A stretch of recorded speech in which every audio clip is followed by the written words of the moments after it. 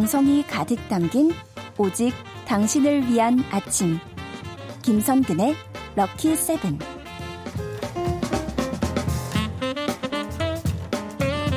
일 분 1초 시간 가는 게 아쉬운 시간. 반주원의 들리는 역사. 오늘도 재미있는 역사 이야기 이분께 들어봅니다. 한국사 강사 반주원 선생님 어서 오세요. 네, 안녕하세요. 반갑습니다. 네. 오늘은 바로 어떤 얘기를 해보면 좋을까요? 제가 오늘은 네. 일단 주제를 알려드리기 전에 네. 제가 먼저 이 주제 넘게 한 말을 수습을 하나 해야 합니다. 그게 뭐냐면요. 그래가지고. 자, 지난 시간에 우리 청취자분들 제가 이제 여러 가지 이런저런 얘기 현충일에 대해서 들려드렸잖아요. 그렇죠. 그런데 그때 제가 국군의 날과는 다르게 현충일에는 조기를 개항합니다. 이렇게 말을 해야 되는데 이게 생방송이다 보니까 저도 현충일만 생각하고요. 국군의 날과 같이 현충일에도 조기를 개항해야 됩니다. 이렇게 제가 얘기를 했어요. 근데 말을 해놓고 사실은 이제 우리가 대본에 그게 다 디테일하게 쓰여 있는 게 아니잖아요. 그렇죠. 그래서 말을 막 하고 나갔는데요. 스튜디오 밖에 나가는 순간부터 혹시 뿌디나 우리 청취자분들 그런 경험 해보셨나요? 그 부분이 점점 제 의식 속에서 깨알만했다가 포도만해지고 그게 귤만해지더니 수박만해지는 거예요. 그래서 제가 작가님한테 확인을 좀 부탁드렸어요. 혹시 제가 이렇게 말했나요? 그랬더니 그렇게 말하셨네요. 이래서 오늘 꼭 정정해드립니다. 국군의 날과는 달리 현충일에는 조기를 개항해야 합니다. 네. 오늘 7곡의 퀴즈의 정답이 반성문이었습니다. 정말요? 반주원이 쓰는 성실하게 문자로 되어져 있는 이 후회의 말 반성문을 썼고요. 저도 써야겠습니다. 저는 기억이 안 나네요. 이런.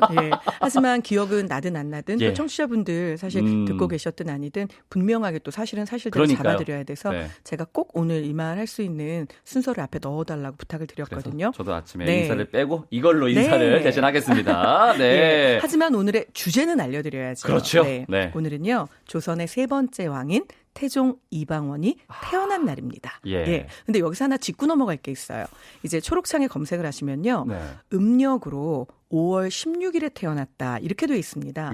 그러면 이제 어떤 분들은 지금은 2019년이니까 음력 5월 그럼 16일을 찾아봐야지. 그죠? 어머, 오늘이 아니네? 이러실 거예요. 오늘이 아니에요? 네. 실제로 이제 양력을 환산할 때 역사 속에 있는 조선시대 날짜들은요. 그 해에 그 날이 양력 며칠이었는지를 따져서 그날을 그대로 가지고 옵니다. 그렇군요. 그러니까 이방원이 태어났던 1367년 음력으로 5월 16일은요. 바로 오늘 이날이었습니다. 6월 12일이었던 거죠. 그렇군요. 그러면 하나 궁금하시죠? 왜 그냥 그 당시 음력을 지금 음력으로 갖고 오면 왜 안 돼? 이런 생각 드시죠?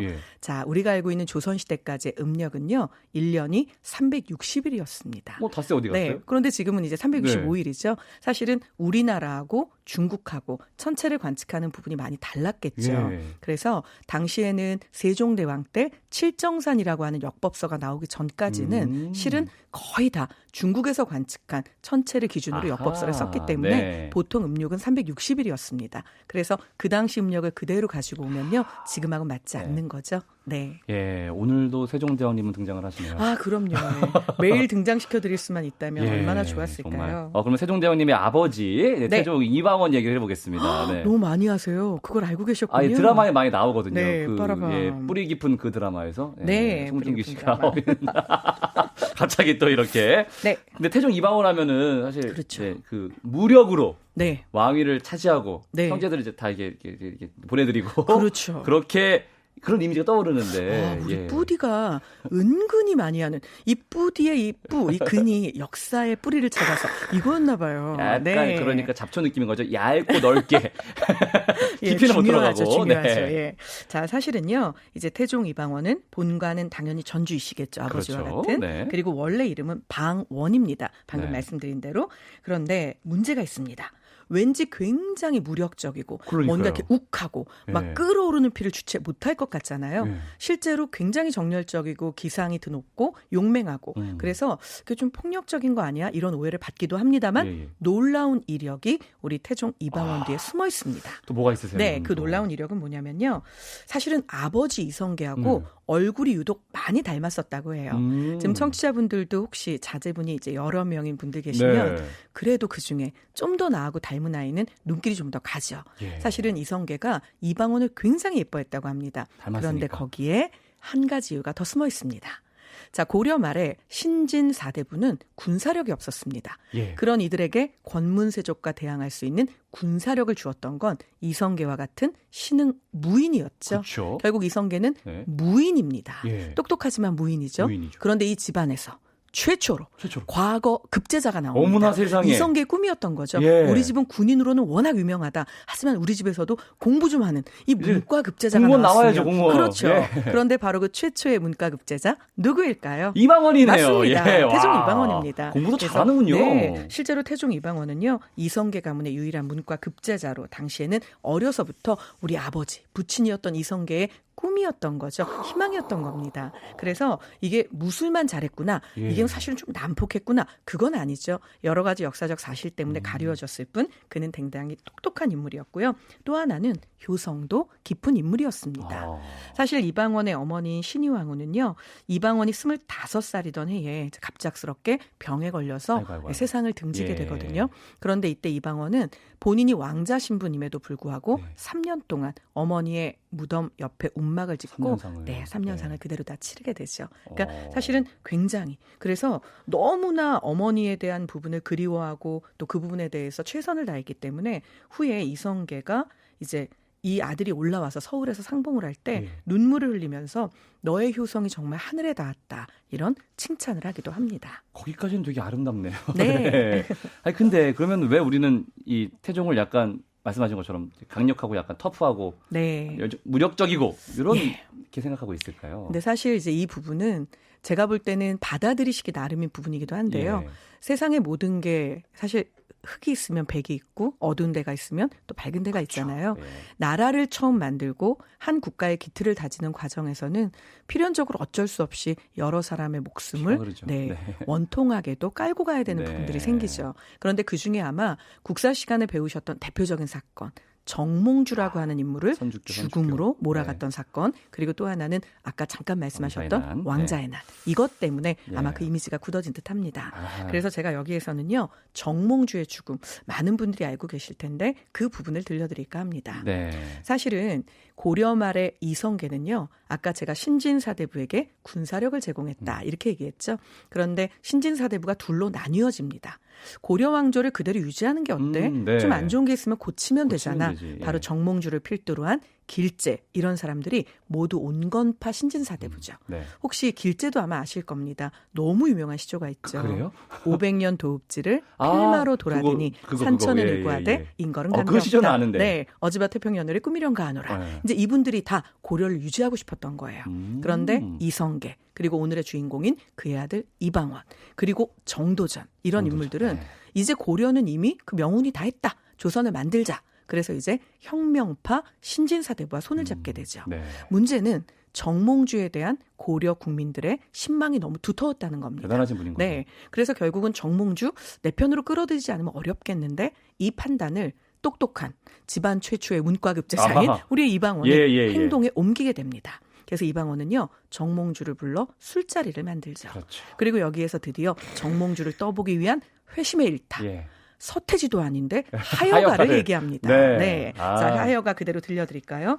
이런 들어떠하리 저런 들어떠하리 만수단 드렁치기 얽혀진 들어떠하리 우리도 이같이 얽혀서 100년까지 누리리라. 너랑 나랑 한번 얽어보세. 이렇게 말을 건넨 거죠. 고려든 조선은 무슨 상관이냐. 맞습니다. 그런데 우리의 정몽주 바로 즉석에서 화답을 합니다. 제목은 단심가죠. 이 몸이 죽고 그렇죠. 죽고 일곱 죽고. 이 몸이 죽고 죽어 100번 곡쳐 죽어 100골이 진토되어 넋이라도 있고 없고 니명한 일편단심 변할 줄이 있으랴. 자, 이 말의 뜻은 나는 일편단심이어서 너랑은 절대 한편 안 해. 이런 뜻인 거죠. 씨름? 네. 그래서 결국은요. 이방원이 정몽주의 목숨을 거두어 가야겠다는 생각을 하게 됩니다. 그렇죠. 자, 이 당시에 고려 충신이었던 정몽주는 선주교라는 다리를 지나야만 집으로 퇴근을 할 수 있었습니다. 그런데 그 선주교 다리 아래에 바로 부하인 조영규 이런 사람들을 철몽둥이죠. 쇠몽둥이. 그 몽둥이를 들고 정몽주를 기다리게 합니다. 아무것도 모르고 선주교를 건너던 정몽주는 바로 이 쇠몽둥이에 머리를 맞고 유명을 달리하게 되죠. 자, 이 사건 때문에 한 나라의 충신을 뜻이 다르다는 이유로 쇠몽둥이로 가격해서 죽였다. 이제 이런 부분들이 결국은 태종 이방원의 이미지를 만들게 되는 거죠. 그렇군요. 네, 여기서 한 가지 뭐 재미있다고 하기엔 좀 애매하고요. 신기하다고 하기도 좀 뭐하긴 하지만 선주교 당연히 지금의 북한 땅에 있겠죠. 예. 그런데 이 선주교는요. 북한 10대 관광지에 들어갑니다. 이유가 뭘까요? 뭘까요? 네. 돌아가신 역사적 유적지는 모르겠는데 관광지가 된 이유는 모르겠는데. 선주교의 원래 이름은 선지교였습니다. 예. 그런데 왜 선주교로 바뀌었냐면요. 정몽주가 몽둥이를 맞고 쓰러집니다. 예. 머리에서는 피가 흘러나오기 시작을 하죠. 그 피가 흐르자마자 다리 밑에서 대나무가 크기 시작을 했다고 합니다. 그래서 선주교, 예. 바로 이 충신의 절개를 상징하는 대나무 연결이 되게 됐는데요. 예. 지금도 북한에서는 선주교 다리 위에 있는 정몽주의 피가 우리나라는 하계 집중호우죠. 네. 여름만 되면 홍수가 나고 장마가 집니다. 그런데 아직도 지워지지 않고 매년 더 붉어진다라고 이야기를 합니다. 과연 진짜일까요? 아니면 어느 날 밤마다 노동당 당원이 색칠을 하는 걸까요? 하지만 중요한 건 네. 북한은 그렇게 얘기를 하고 있고요. 현재주 선주교 다리를 보면 그 앞에 비석이 쓰여 있거든요. 예, 예. 그 비석의 글씨는 나는 떡을 썰 테니 너는 글씨를 써라. 한호. 그렇죠. 예. 한석봉 한호의 글씨입니다. 너무 가서 확인해보고 싶네요. 그렇죠. 네, 진짜 기회가 됐으면 좋겠습니다. 언젠가 꼭. 네. 자, 저희가 뭐 하여가나 단심가는 다 들어봤던 기억이 다 나실 거고. 자, 지금 왕자의 난은? 왕자의 난. 네. 왕자들이 난을 일으킨 거죠. 예. 자, 그런데 이래서 사실은 자식을 낳고 키우는 과정이 부모들에게 늘 어려울 텐데요. 우리의 나라를 만드는 것도 성공했던 네. 태조 이성계는 아들 무려 8이 있습니다. 맞죠. 첫 번째 부인에게서 6명의 아이를 낳고요. 그 과정에 5번째 아들이 바로 이방원입니다. 그리고 이제 2번째, 사실은 여염집 같으면 첩이라는 표현을 썼겠지만 이 당시엔 이제 후궁인 거죠. 네. 그래서 이 후궁의 몸에서 2 아들을 낳게 됩니다. 네. 그런데 여기에서부터 실은 불행이 시작이 되죠. 자, 이렇게 낳은 이 2 아들이 후궁의 몸, 즉 첩의 몸에서 태어났지만 너무나 땡글땡글 똑똑합니다. 바로 네, 방번과 방석이라고 하는 아들인데요. 물론 이제 공주도 태어납니다. 하지만 아들들 이야기만 이제 권력을 집중해서 권력을 승계하는 과정이니까 이야기를 하자면 태조 이성계가 왕이 되는데 가장 많은 도움을 준 왕자는 누가 뭐라고 해도 태종 이방원입니다. 모두가 다 인정하는 바죠.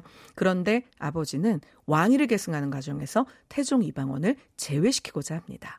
자, 물론 이거는 사실 이성계의 뜻만 있는 건 아니었고요. 당시에 오른팔이었던 뭐 남은이라든지 혹은 정도전 이런 사람들도 재상 위주의 정치를 펴고 싶어 하는데 그러려면 너무나 막강한 왕권은 조금 걸림돌이 되는 거죠. 그렇죠. 이런 여러 가지 이해가 맞아 떨어져서 결국 이성계를 왕으로 만들고 공신들에게 논공행상을 해서 여러 가지를 나누어줘야 되는 시점이 오는데요. 이방원은 그 논공행상에서 아예 제외가 됩니다. 아예 제외됐어요? 네. 그리고 아버지가 대놓고 이야기를 합니다. 너는 성격이 난폭하다. 넌 사실 그 전까지는 넌 용감해. 넌 기상이 뛰어나. 모두가 이렇게 얘기했는데 나라가 만들어지고 난 뒤에는 근데 좀 너무 많이 죽이지 않았어? 이제 이런 이야기들이 나오기 시작을 하는 거죠. 화날만 하겠네요. 이방원 입장에선 또 억울했을 거고 그 말을 한 사람들 입장에서는 새로운 나라가 좀 더 유교적인 모범 정치를 구현할 수 있길 바랬겠죠. 어쨌거나 아버지는 대놓고 방번과 방석을 두둔하기 시작을 합니다. 하필 또 동생이네요. 네. 그런데 문제는 까마득하게 어린 동생. 그것도 내 어머니와 후궁 사이에는 보이지 않는 알력 있었겠죠. 네. 그런데 거기에서 태어난 동생에게 아빠가 이렇게 왕위를 주겠다고 공공연히 이야기를 하고 심지어 세자 책봉을 해버립니다. 어머나. 네, 빠라밤. 그러니 이방원은 사실 눈이 뒤집힐 만도 한 것이죠. 네, 그래서 결국은 막내였던 방석을 세자로 책봉한 부분에 대해서 사실상은 1차 왕자의 난이 일어나게 되는 셈이 되는 거죠. 형도 아니고 동생을. 맞습니다. 결국 1차 왕자의 난으로 방원은 사병을 동원하고요. 정도전 일파를 살해하고요. 그리고 무엇보다 세자 자리에 책봉돼 있던 본인의 배다른 막내 동생 방석도 살해하게 됩니다. 그리고 그의 또 다른 배다른 형제였던 방번도 살해하게 되죠. 이게 1차 왕자의 난입니다. 1차가 있다는 말은 2차도 있건다는 맞습니다. 네. 그래서 제가 여기서 우리 뿌디에게 선택권을 드리고자 합니다.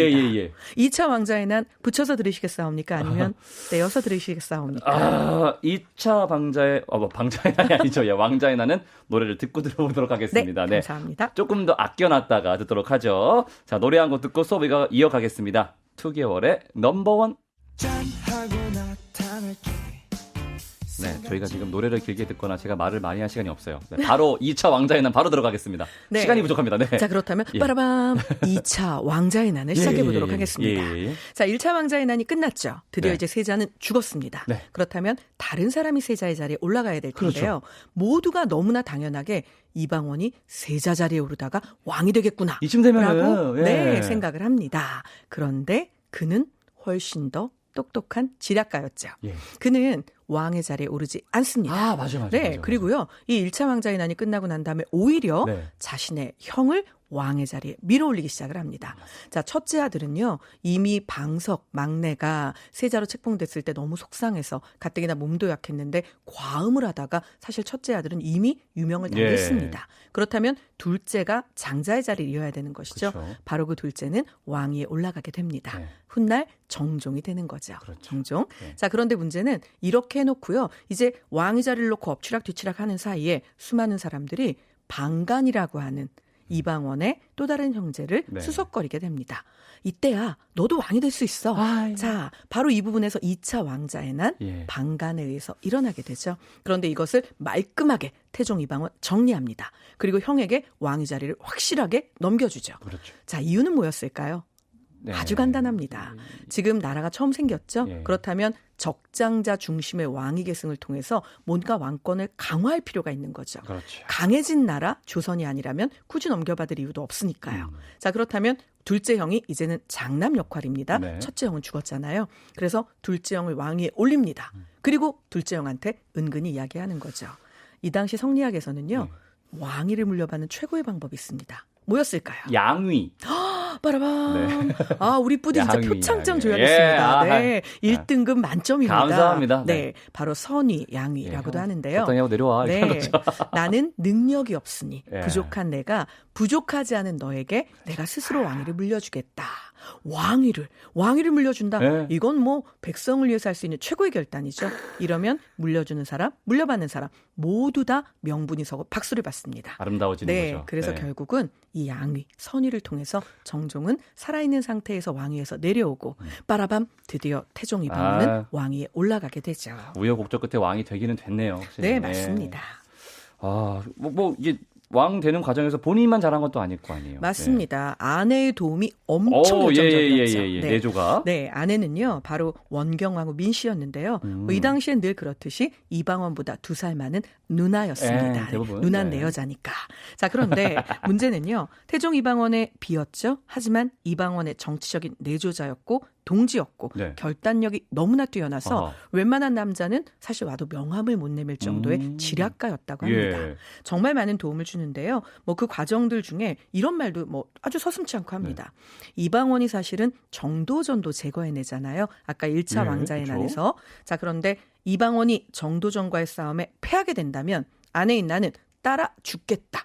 그러므로 남편, 넌 절대 패하면 안 돼. 이런 말을 남편에게 해주죠. 되게 부담되겠는데요. 네, 근데 쉬운 얘기는 아니었거든요. 그리고 나서 이 당시에 정도전이 왕자의 난 과정에서 본인의 어떤 권력을 조금 늘리기 위한 여러 가지 왕자들을 제약할 수 있는 이런 술책들을 부리게 되는데요.